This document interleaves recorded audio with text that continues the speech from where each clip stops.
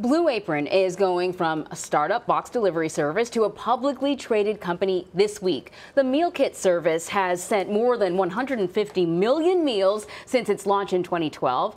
It boxes and ships these gourmet ingredients to paying customers on a weekly basis. It is now preparing to compete in a growing market of online grocers. So how does the company match up?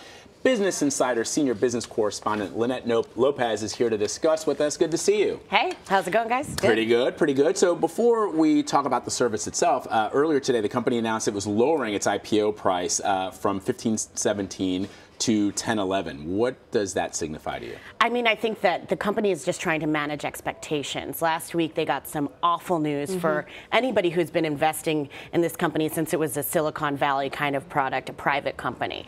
They got the news that Amazon is buying Whole Foods. Yeah, that was big news. That's a big thing. And you have to remember that Amazon is a huge, it's like the company that started Silicon Valley Logistics. It's like the maker of, you know, how to get something to someone as fast as possible. It's the big player out there. And that's what Blue Apron essentially really needs to do. You know, to beat out all of its smaller competitors, it has to invest in fulfillment centers. It has to be able to get food to a lot of people much faster. And Amazon is the king of getting something to someone faster than anybody else. And so that's really scary for Blue Apron. It might have to change its expectations for what it's going to be as a company.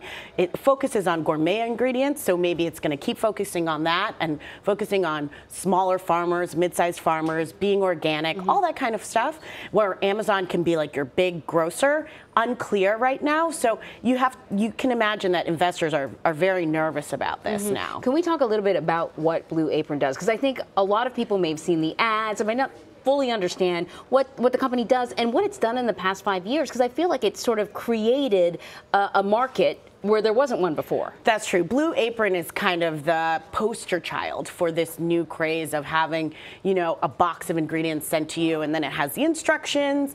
The company is very popular among millennials, which is another one of the questions that they need to answer. Can they grow into an older segment in the market? But millennials who don't necessarily have a lot of time, don't know how to cook, really love the company, really love the idea of having these fresh, you know, ingredients that are organic and small batch and all the things that young people love these days.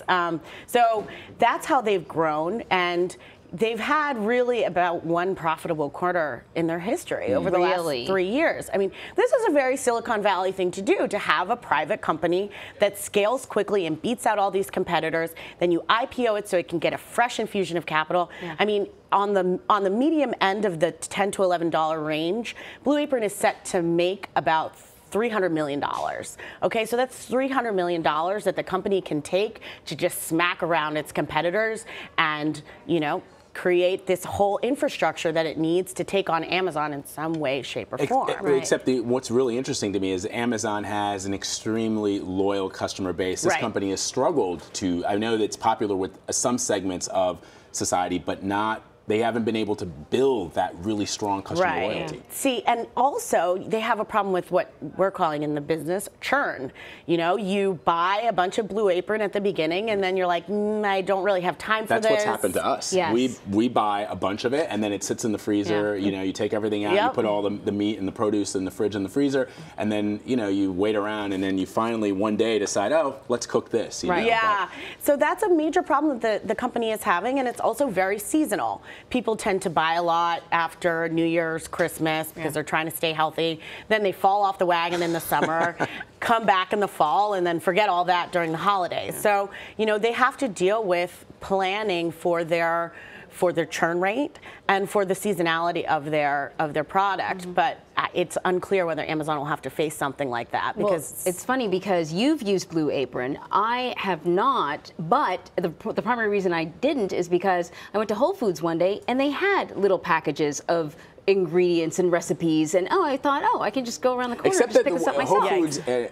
Whole Foods literally, if the recipe calls for 2 pinches of salt, that's what you get. You don't get like a package of salt. You get exactly what's supposed to go into the recipe. You get exactly, you know, the garlic clove, if that's what it calls for, that goes into it, as opposed to just like a But that's what Whole Foods also offers. Is that the same thing? Yeah, at least the one in my neighborhood. Yeah. And I thought, when I saw that, I thought, wow, it's really going to be difficult to get a lock on this sort of service when anybody can really do it as long as they have food and packaging ability. And now Whole Foods will have the delivery ability. Yeah, it's a very, very scary combination. So I think the Blue Apron people will be trying to manage expectations as much as possible during this IPO. We'll be watching that IPO. Linette Lopez of Business Insider, thank you so much for stopping by. Thanks for having me.